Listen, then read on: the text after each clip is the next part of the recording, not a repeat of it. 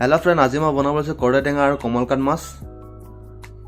So friend मसला भितर লৈছো याते मैं आदा जलकिया और নহৰু और हालदी पाउडार पाँचफोरन और काश्मीरी पाउडार और जीरा पाउडार और बोका तिल।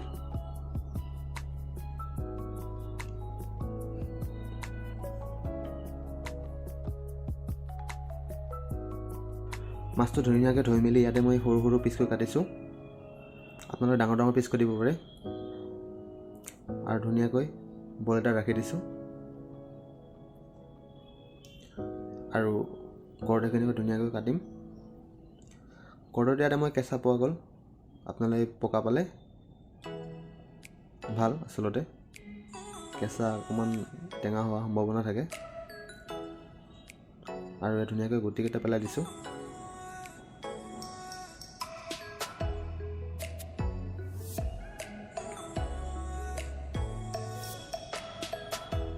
সৰু সৰু পিচকৈ কাটিছো।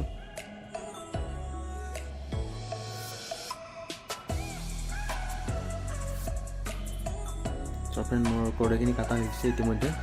আৰু এতিয়া কাটিছো পিঁয়াজ আৰু এতিয়া মাছত অকণমান মছলা মেৰিনেট কৰিম। অকণমান নিমখ, অকণমান হালধি পাউডাৰ, জিৰা পাউডাৰ আৰু কাশ্মীৰী পাউডাৰ ধুনীয়াকৈ সানিছোঁ। আৰু ইতিমধ্যে মোৰ কেৰাহী তেল গৰম হৈ আছে।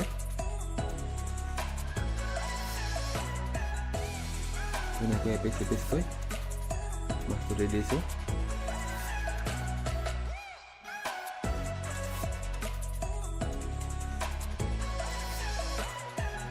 মাছটো আচলতে হাফ ডাউন ফ্ৰাই কৰিম। অকণমান পানীতে সিজাম। আৰু ফ্ৰেণ্ড এতিয়া মোৰ কেৰাহী গৰম হৈ তেল ঢালি দিছোঁ আৰু মোৰ শ্বপিং কৰি থোৱা আদা, নহৰু, জলকীয়া আৰু পিঁয়াজ ইয়াতে দি দিছোঁ। ধুনীয়াকৈ ফ্ৰাই কৰি ল'ম। আৰু বগা তেলখিনি মই ইয়াতে দি দিছোঁ।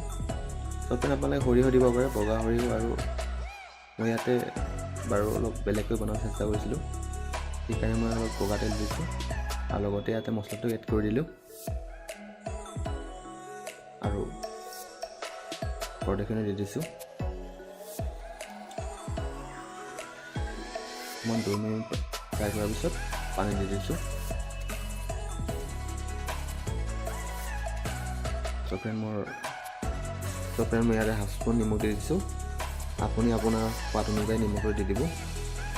আৰু ধুনীয়াকৈ উতলিছে আৰু মাছটো ইয়াতে দি দিছোঁ। মাছটো আচলতে হাফ ডাউন ফ্ৰাই কৰিছিলোঁ। মাছটো অকণমান হাফ ডাউন আৰু আধা সিজা আছিলে, ইয়াতে অকণমান সিজিব দিলোঁ পানীতে। ফ্ৰেণ্ড ইতিমধ্যে মোৰ ইয়াতে ৰেডি হৈ গৈছে কড়াই টেঙা আৰু কমলকাট মাছ। আচলতে খুব লোকেল আছিলে মাছটো। খাই নিশ্চয় মজা আৰু টেষ্টি পাব, মই বিশ্বাস কৰোঁ। আপোনালোকে এবাৰ ঘৰত বনাই চাওক, এবাৰ ট্ৰাই কৰি চাওক।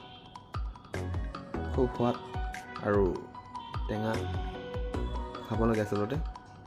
এবাৰ বনাই চাওক আপোনালোকে ঘৰতে কড়াই টেঙা আৰু কমলকাট মাছ।